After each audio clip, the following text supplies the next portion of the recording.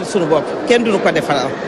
Je remercie tout le monde. jërëjëf soxna si waaw ñu dem si Cheikh Oumar Anne ancien ministre de l'enseignement supérieur, de la recherche et de l'innovation. Waaw, du gouvernement à l'Assemblée, ça sera une transition de qualité certainement, une représentation qui fera plaisir à tout le monde au bénéfice du peuple, c'est ça? Oui, merci beaucoup. C'est toujours une station dans la République. Je pense que nous représentons le peuple sénégalais qui nous a fait confiance à travers la liste Jàmm ak Njariñ, mais nous sommes là en tant que députés du peuple. Oui, nous avons été ministres au service de la République, au service du peuple sénégalais. Nous sommes aujourd'hui, nous siégeons à l'Assemblée nationale. J'ai été élu pour la première fois en 2017 lors de la 13e législature, mais j'ai pas siégé. Je suis resté dans l'attelage gouvernemental. Là, je suis venu siéger à l'Assemblée dans une coalition de l'opposition. Donc, nous allons, dans le respect de nos valeurs républicaines, des valeurs qui font que nous nous sommes engagés dans la politique depuis plusieurs années. Nous allons défendre encore le Sénégal. Travailler à ce que notre système démocratique et notre république se renforcent davantage. Vous avez choisi un président de groupe parlementaire? Oh, nous n'avons pas de président. Nous n'avons pas de groupe parlementaire. Pas de groupe. Oui, nous n'avons pas de groupe parlementaire. Nous avons 7 députés qui sont des non-inscrits. Et donc nous travaillons en tant que non-inscrits, mais en conservant cette dynamique de groupe. Parce que nous avons eu la confiance du peuple sénégalais après quelques mois d'existence et nous allons garder le cap, continuer à travailler. kon nekk ministre ñëw nekk député est-ce que di nga am même taxawaay bi? Oui, taxawaay yi dina wuute ci liggéey bi ni muy demee. Mais bu fekkee ne taxawaay bi pour liggéeyal Sénégal la liggéeyal Sénégalais yi xeex pour que renforcer démocratie. Que sunu réew unité nationale gën a dëgër parce que enjeu yu nga xam ne dafa taxaw ba léegi liggéey pour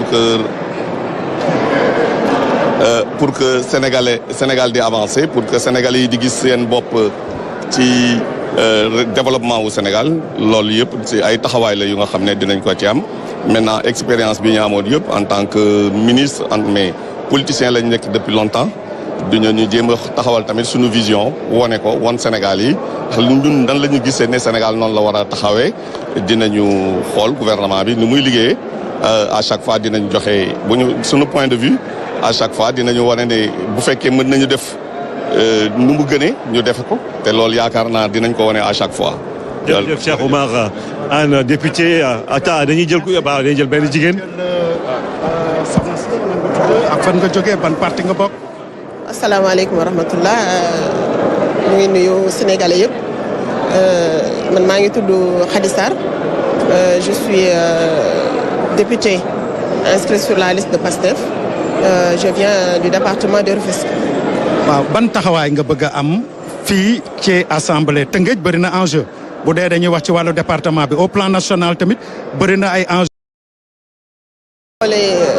Sénégal mën nañ ne màggal bu wopp la parce que jàmbat yi bëri na donc bu fekkente ne ñun tànn nañ ñu ci 18 millions de sénégalais yi jàpp naa ni loolu jàngat bu rëy lañ ci war a am jàngat bi nag moom mooy représenter comme il faut notre population à l'Assemblée taxawal leen fa pour wax seen ay problèmes donc enjeu yi comme ni nga ko waxee éducation bëri nañ ay tabat et c'est notre rôle ñu xool li nga xamante ni moom lañ ci war a ñu joyanti ko comme il faut mais également boo waxee Rufisque tey wax nga des problèmes environnementaux liés à une certaine industrialisation mais également liés à l'avancée de la mer donc érosion côtière bi di indi ay tawat yu bëri ci population bi loolu yëpp war nañ ko taxaw bu assemblée bi donc war na ci am taxawaay bu am solo.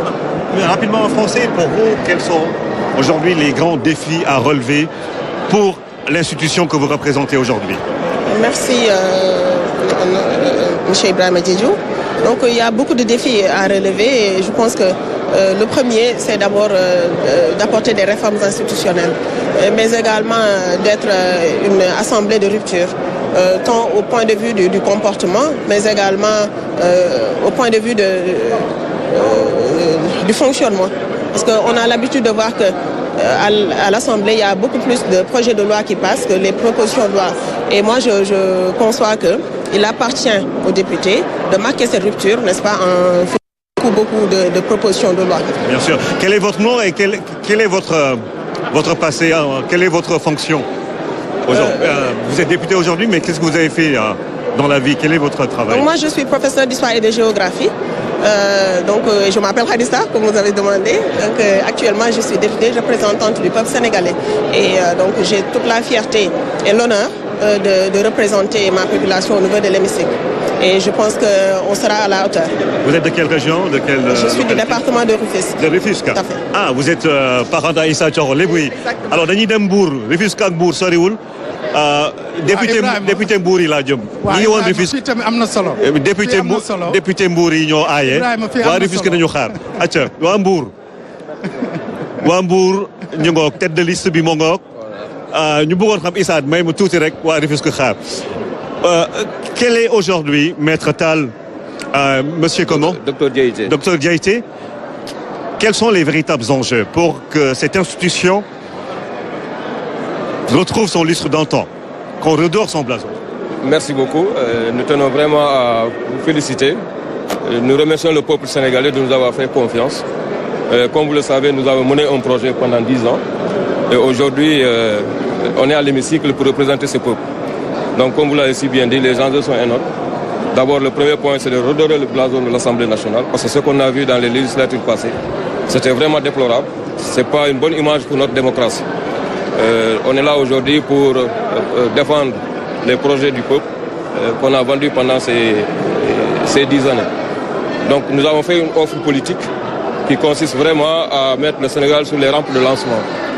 Donc, vu le référentiel 2050, où nous voulons vraiment emmener le Sénégal avec les différentes étapes, c'est-à-dire l'étape de 2029, de 2035, mais aussi de 2050. Donc, tout ça va nous permettre aujourd'hui de bien défendre les intérêts du peuple ici à l'hémicycle. Dans les commissions techniques, nous travaillerons à ce que certaines corrections soient apportées par rapport au choix, mais surtout veiller sur l'équité territoriale. Ah, pour vous, c'est une grande préoccupation, l'équité territoriale. Parce que Dakar, pratiquement, c'est 80% de l'économie du Sénégal. Donc il y a une disparité, donc il faut corriger tout ça. Et Inch'Allah, on va s'y mettre pour vraiment maintenir les gens dans leur terroir, leur faire rêver et pouvoir travailler là-bas et gagner le levier.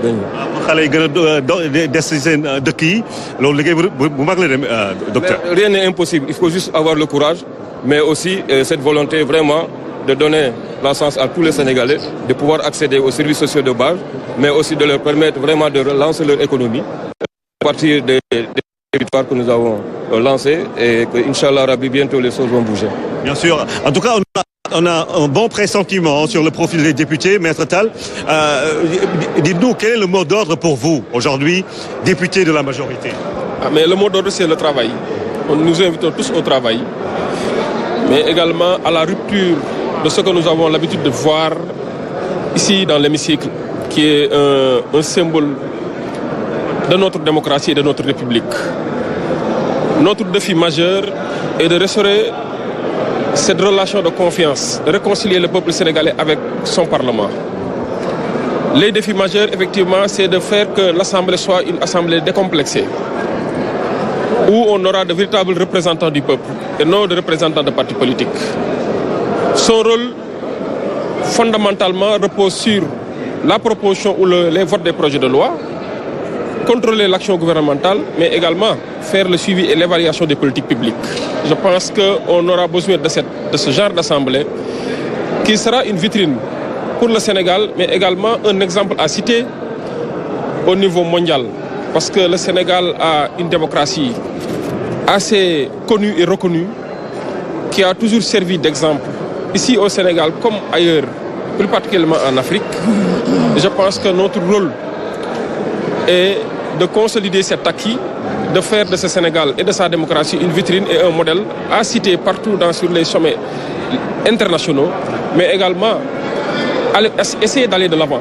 Parce qu'il y a des défis majeurs qui nous attendent, il y a des urgences qui nous attendent.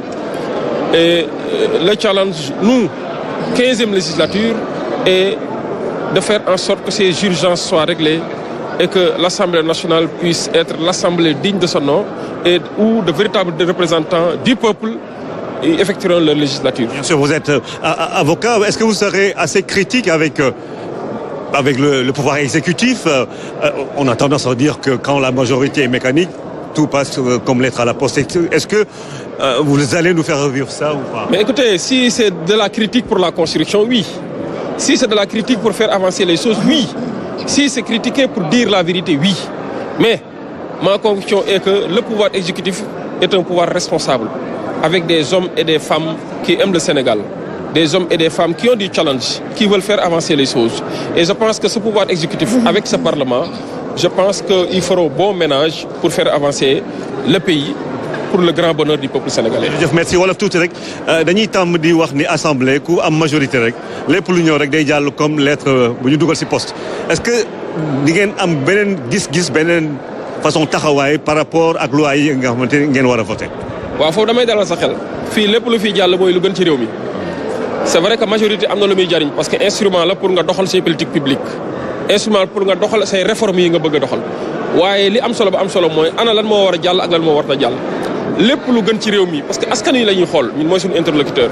La preuve li nga ñu tuddee mooy ay député pencum ndawi askan wi maanaam day député du peuple kon lépp lu fi war a jàll mooy lii nga xamante ni dañoo gis ni moo gën ci Sénégal moo gën ci Sénégalais yi moo gën ci ëllëgu Sénégal lépp luñ gis ni nag critique bu fekkee moo koy defar incha allahu jàppale ni Pastef en tout cas ñun député yi nga xam ne si bannière Pastef nañ jàlle ku xam Pastef xam ni ñu décomplexé nañ ku xam Pastef xam ni critique dans la vérité dans la construction et dans le développement ñun ci loolu mais yaakaar naa c'est le parti nag le plus démocratique même s'il y a des partis démocratiques c'est le parti le plus démocratique du Sénégal am na démocratie moo nekk leitmotiv am si lañ mës a dox te incha allah si la ñuy wëy te loolu dañoo jàpp ni état la si ñun maanaam état d'esprit la si ñun ci ni muy dawee ci biir parti bi noonu lay dawee ci biir kër kon noonu lay dawee ci biir assemblée nationale ne vous en faites pas. jërëjëf maître Issa. L'enjeu parlementaire est capital à Mbour mais également chez les doomu daara c'est important Cheikh Omar Diop yow doomu daara nga kon baat bi dinañ ko dégg ci kaw wala. incha allah bu soobee yàlla ñu ngi sant yàlla di julli ci yonent bi waaye nag di yëg responsabilité ci yaakaar ju rëy ji nga xamante ne moom la